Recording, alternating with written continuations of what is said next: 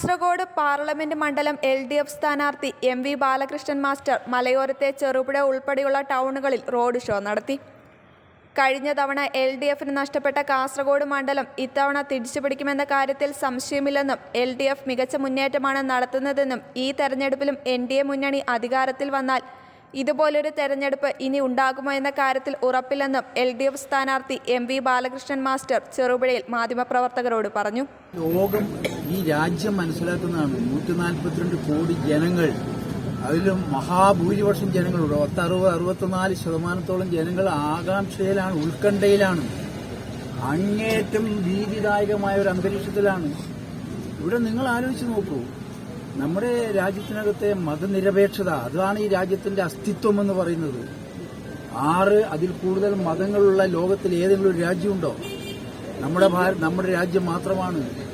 അതിൽ വിശ്വസിക്കുന്നവരാണ് മഹാഭൂരിപക്ഷവും.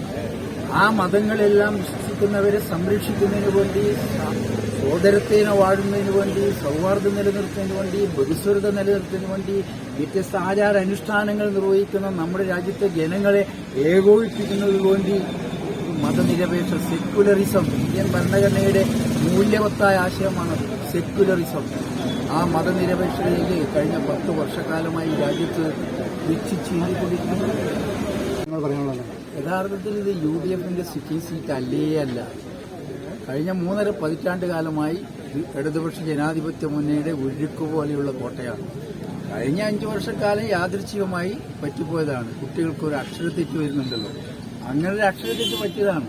ഇത്തവണ ഒരു സംശയവും നിങ്ങൾക്ക് വേണ്ട, ഇടതുപക്ഷ ജനാധിപത്യ മുന്നണി ഈ സീറ്റ് തിരിച്ചു പിടിച്ച് അവരുടേതാക്കി മാറ്റി.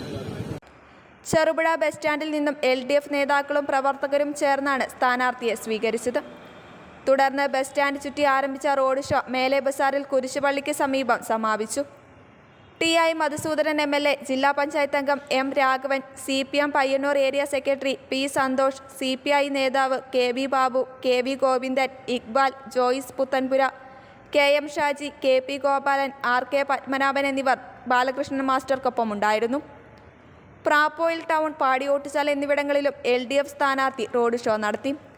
തട്ടുമൽ റോഡ് പരിസരത്ത് നിന്നും ആരംഭിച്ച റോഡ് ഷോ ടൗൺ ചുറ്റി ബസ് സ്റ്റാൻഡ് പരിസരത്ത് സമാപിച്ചു. TI Madhusoodanan MLA, CPM Payyanur area secretary P Santhosh, KV Babu, K Kunhikrishnan, M Prabhakaran തുടങ്ങിയവർ നേതൃത്വം നൽകി.